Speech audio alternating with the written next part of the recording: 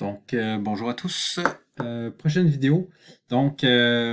Exemple 2 des tests d'hypothèse. Donc, on va lire l'énoncé et encore une fois, on va suivre les 6 étapes à respecter pour réaliser un test d'hypothèse. Si on lit l'énoncé, une compagnie pharmaceutique affirme qu'un nouveau médicament est efficace à 90% pour guérir le rhume des foins.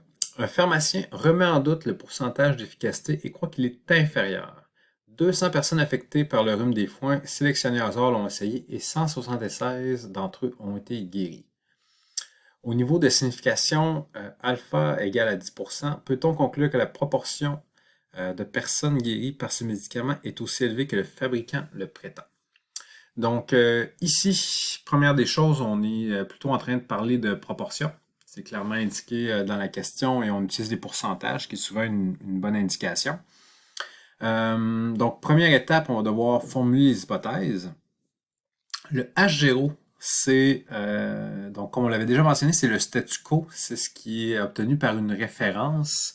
Donc, on va prendre naturellement le 90%, donc 0,9, qui est affirmé par la compagnie pharmaceutique. Donc, on obtient de cette façon-là notre H0. Notre H1, donc qu'est-ce qu'on essaie de prouver? Donc, ici dans l'énoncé, on mentionne clairement qu'un pharmacien remet en doute et il croit qu'il est inférieur. Donc, inférieur à 90%. Donc, le H1, l'hypothèse alternative, c'est souvent qu'est-ce qu'on essaie de démontrer. Donc, c'est souvent qu'est-ce qu'on essaie d'affirmer. Donc, ce que le pharmacien essaie d'affirmer, finalement, c'est que le P sera plus petit que 0,9. Donc, on n'est pas dans un contexte de test bilatéral, on est vraiment dans un contexte de unilatéral à gauche, parce qu'on est dans les plus petits que le 0,9. Donc, très important d'identifier le type de test d'hypothèse parce que ça va jouer un grand rôle dans la règle de décision. Donc, une fois qu'on a formulé nos hypothèses, la deuxième étape, c'est de vérifier dans quelle loi de distribution on va être et est-ce qu'on a les conditions nécessaires qui sont respectées pour affirmer ça. Donc, ici, on est dans un contexte de proportion. On avait vu que pour une proportion, en fait, on a on a une seule série de conditions à respecter, ces trois conditions-là, le N, le NP et le NQ. Donc, le N, on avait 200, c'est indiqué. On a pris 200 personnes, donc c'est clairement plus grand que 30. Quand on fait le N fois P, le N fois Q, ce qu'il faut bien comprendre, c'est que on est vraiment dans le contexte que le H0 est vrai. Donc, le P qu'on va prendre, c'est le 0,9. Donc, quand on fait 200 fois 0,9, on obtient 180. C'est plus grand égal à 5, c'est parfait. Si je fais N fois Q, Q étant la proportion des personnes qui seraient pas guéries, on aurait 10% non guéris. Donc, on a 200 fois 0,1. Le 0,1, c'est le 10%. Ça nous donne 20, et ça aussi, c'est plus grand que 5. Parfait. Nos trois conditions sont respectées.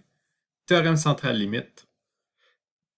Et là, tout ce qui nous reste à faire, c'est maintenant, grâce au théorème central limite, on sait que le P-bar va suivre une loi normale.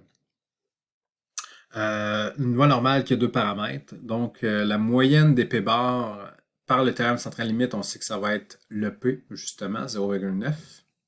Donc, lui, c'est réglé. Ici, dans notre contexte, on ne nous a pas mentionné la taille de la population. Donc, déjà, par défaut, on suppose que N est très grand. Et ça fait en sorte qu'on peut éliminer le facteur de correction. Ce qui fait que notre sigma p bar va être assez simple. Ça va être tout simplement la racine de p fois q sur n. Donc, on a juste à mettre les bons nombres. On le calcule avec la calculatrice, petit arrondissement, et on a trouvé le sigma p bar. Donc maintenant, on connaît vraiment très bien la distribution échantillonnale des proportions. Donc, les proportions qu'on obtient dans chaque échantillon de taille 200. Donc maintenant, on a fini la deuxième étape. La troisième étape, donc je vais monter un peu. Troisième étape, tout simplement identifier la valeur du seuil de signification. Ici, c'était clairement indiqué qu'on utilisait un alpha de 10%. La quatrième étape, donc maintenant, il nous reste à vraiment clairement écrire la règle de décision. Ici, point important, donc on est vraiment dans un test unilatéral à gauche. Ce que ça veut dire, c'est que le 10% va être complètement situé à gauche. Okay. À ce moment-là, le Z qu'on a ici, là, bon, on va obtenir moins 1,28. Pratiquez-vous à vraiment trouver cette valeur-là, dans le sens que pour le trouver, okay, ce qu'il faut bien se rappeler, c'est que là, ici, en ce moment, on a une loi normale centrée réduite. On utilise ici le Z. Si j'ai 10% dans ma pointe, c'est qu'il va me rester 40% dans cette zone-là. Et là, vous pouvez utiliser la table de loi normale centrée réduite, obtenir 1,28.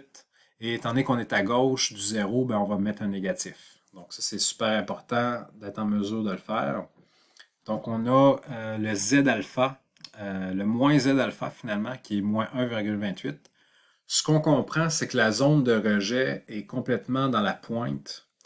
Donc, on peut maintenant énoncer la règle de décision, c'est qu'on va rejeter H0 si le Z qu'on va obtenir par l'échantillon, donc le Z échantillonnal, va être plus petit que moins 1,28. Donc, si jamais notre Z nous amène dans cette zone-là, on va devoir rejeter le H0. Sinon, ben, on va devoir l'accepter, donc ne pas rejeter H0. Donc là, maintenant, on a notre règle de décision. La quatrième étape est terminée. Ce qui nous reste maintenant, c'est qu'est-ce que l'échantillon nous a donné. Donc, ça ici, la cinquième étape, c'est ici. Donc, dans l'énoncé, on nous mentionne que 176 personnes ont été guéries sur 200. Donc, finalement, on a tout ce qu'il faut pour bâtir notre P-bar. Notre P-bar qui est la proportion échantillonnale. Donc, 176 sur 200, ça se calcule très bien, ça donne 0,88. Le 0,88, on doit calculer sa cote Z. Donc, la cote Z, la valeur de 0,88, moins la moyenne divisée par l'écart type. Moyenne et écart type, on les prend ici. On les avait déterminés à l'étape 2. Donc, on les utilise à l'étape 5 au niveau du calcul de la cote Z. Finalement, la cote Z qu'on obtient, ça se trouve être moins 0,95.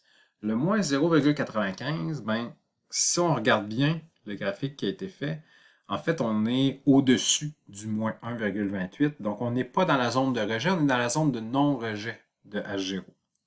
Donc, maintenant, on peut vraiment appliquer notre règle de décision et passer à la conclusion à l'étape 6.